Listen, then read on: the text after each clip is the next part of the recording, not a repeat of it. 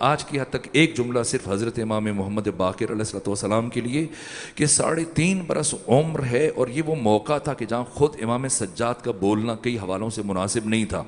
جیسے ہی یزید نے پریشان ہو کر مشیروں سے پوچھا کہ بتاؤ کیا کروں، ان قیدیوں نے مجھے پریشان کر دیا ہے، مجھے رسوا کر دیا ہے، پورے شام میں چیمیں گوئیاں ہو رہی ہیں، میرے خلاف لوگوں کے دلوں میں نفرت بڑھ رہی ہے۔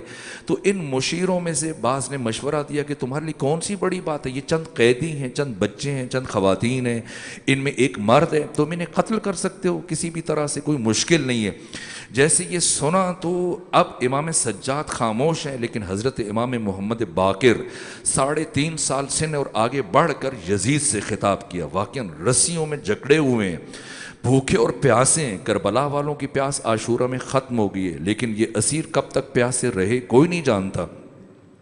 سارے سفر میں کتنی پیاس برداشت کی، کتنی بھوک برداشت کی۔ وہ ثانی زہرا جنہیں امام حسین روز عاشور یہ کہہ کر گئے تھے کہ یا اختی لا تنسینی فی نافلۃ اللیل، ہر رات 1000 رکعت پڑھنے والی ثانی زہرا، اور نماز تہجد زندگی میں کبھی حتیٰ اسیری کے ایام میں بھی نہیں چھوٹے، لیکن زندان شام میں بی بی بیٹھ کر نماز تہجد پڑھ رہی تھی۔ سید سجاد نے استفسار کیا کہ پھوپھی اماں آپ کی طبیعت ناساز ہے، آپ کھڑے ہو کر نماز نہیں پڑھ رہی۔ یہ قیامت کا مرحلہ ہوتا ہے، جب بھی اہل بیت عصمت و طہارت میں سے کوئی فرد بیٹھ کر نماز پڑھے، اس کا مطلب یہ ہے کہ اب وہ لمحات ہیں، مشکل ترین لمحات ہیں۔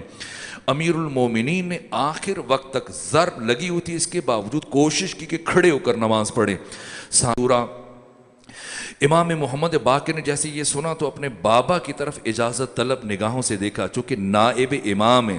اگر ایک وقت میں 2 امام ہوں، جس طرح کہ امام صادق سے پوچھا گیا کہ کیا ایک وقت میں 2 امام ہو سکتے ہیں، فرمایا نہیں ہو سکتے مگر ایک صامت ہو دوسرا ناطق ہو۔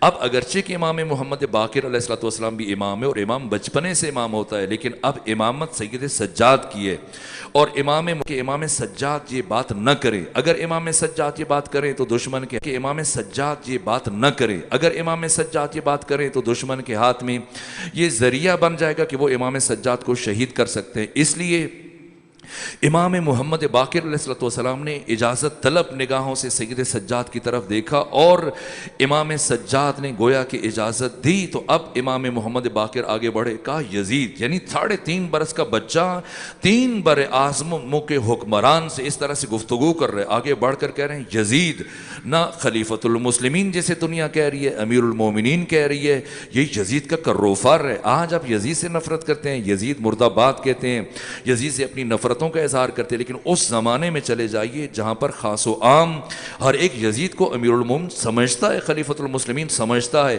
ایک بچہ اٹھ کر اس کو نام سے خطاب کرے، یہ بہت بڑی بات ہے۔ یہ امام محمد باقر کیا شخصیت ہے، کیا جلال ہے، رو و دبدبا۔ اس کمال اعتماد سے کہا اے یزید کیا تم جاننا چاہتے ہو کہ یہ سب تمہیں ہمارے قتل کا مشورہ کیوں دے رہے ہیں؟ تو یزید نے حیرت سے پوچھا کہ کیوں دے رہے ہیں؟ یہاں سے امام محمد باقر نے بات شروع کی کہ سنو، فرعون کے ساتھی اس کے جو مشیر تھے اور اس کے ساتھ جو شرکاء تھے، ان میں سے کسی نے اسے موسیٰ کے قتل کا مشورہ نہیں دیا، اگرچہ کہ وہ اس کے دین پہ نہیں تھے، موسیٰ کے دین پہ نہیں تھے، اگرچہ کہ وہ حواری تھے، فرعون کے حمایتی تھے، فرعون کے مشیر تھے، اس کے باوجود ان میں سے کسی نے فرعون کو یہ مشورہ نہیں دیا کہ وہ موسیٰ کو قتل کرے۔ کیوں؟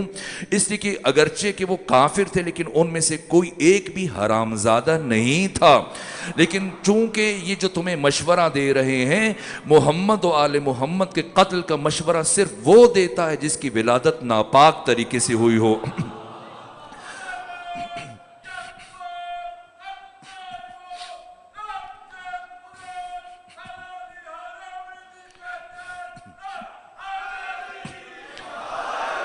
اس لیے اے یزید جی، جتنے لوگوں نے تمہیں، تمہارے مشیروں نے ہمارے قتل کا مشورہ دیا، ان میں سے کوئی ایک بھی حلال زادہ نہیں ہے، کیونکہ کوئی بھی حلال زادہ وہ ہمارے قتل کی بات نہیں کر سکتا۔ یہ وہ عجیب بات تھی جس کے بعد اس کے درباری، اس کے مشیر خود یزید ہل کر رہ گیا، اور اس کے بعد خود یزید یعنی سارا اعتماد کھو چکا تھا۔ یعنی اب یزید کی وہ کیفیت نہیں تھی، وہ پہلا کروفر، وہ تنتنا، وہ غرور، وہ تکبر، نہ، ساری چیزیں ختم ہو چکی تھیں، اور اب یزید اپنی خفت رشوت مٹانے کی کوشش کر رہا تھا۔ اس کے بعد پھر یزید خود تخت پر آیا، ممبر پر آیا، بیٹھا، گفتگو شروع کی، خطاب شروع کیا۔ یہاں پر دیکھیں سید سجاد کیسے امامت کی جاتی ہے، کیا انداز امامت ہے۔ ادھر یزید نے خطبہ شروع کیا، تقریر شروع کی، لیکن اس کی نگاہیں بار بار سید سجاد کی طرف بڑھ جاتی ہیں۔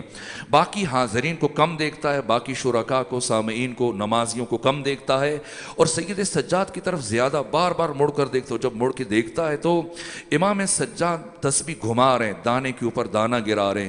ایک مرتبہ یہ بھولنا شروع ہوا، اپنی گفتگو تقریر بھولنا شروع ہوا۔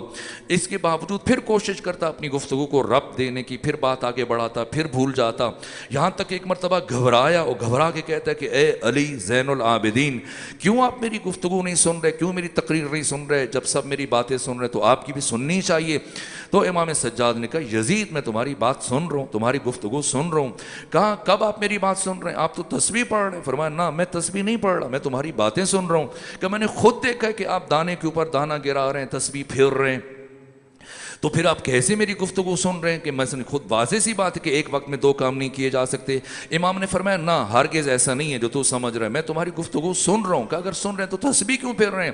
کہا کہ میں تسبیح نہیں پڑھ رہا، بس دانے کے اوپر دانہ گرا رہا ہوں، تسبیح کو پھیر رہا ہوں، تمہاری گفتگو سن رہا ہوں۔ کہا کہ اگر آپ میری گفتگو سن رہے ہیں تو پھر یہ عبث کام کیوں کر رہے ہیں؟ اگر تسبیح نہیں پڑھ رہے تو پھر دانے کیوں پھیر رہے ہیں؟ اس لیے کہ دانے تب پھیرے جاتے ہیں جب تسبیح پڑھی جاتی ہے، جب ذکر کیا جاتا ہے۔ جب ذکر نہ کیا جائے تو تسبیح پھیرنے کا مقصد کیا ہے؟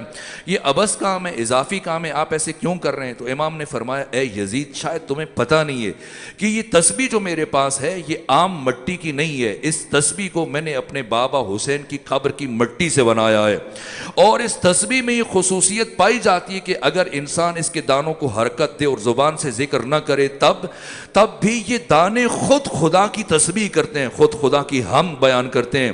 یہ اتنی بڑی بات تھی کہ تمام حاضرین کہ جس حسین کو باغی کہا گیا، جس حسین کو خارجی کہا گیا، جس حسین کے قتل کا جشن منایا جا رہا ہے، وہ حسین اتنا باعظمت ہے کہ اس کے قبر کی مٹی اگر انسان زبان سے تسبیح نہ کرے تو وہ تسبیح اور دانے خود خدا کی بندگی کرتے ہیں، خود خدا کی حمد کرتے ہیں۔